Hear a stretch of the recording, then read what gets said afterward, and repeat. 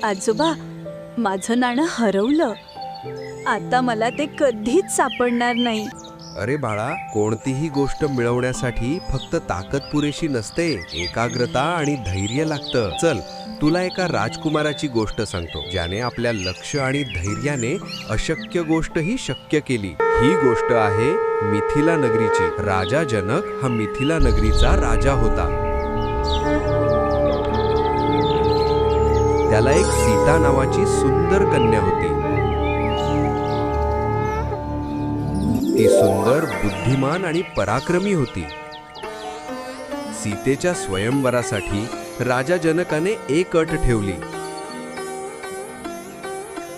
जो भगवान शंकराचं प्रचंड मोठं शिवधनुष्य उचलून त्याला प्रत्यांच्या चढवेल, त्याच्याशीच सीतेचा विवाह होईल.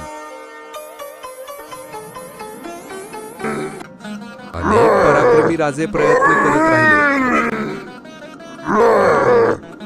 पण कुणालाही ते धनुष्य हलवता आले नाही.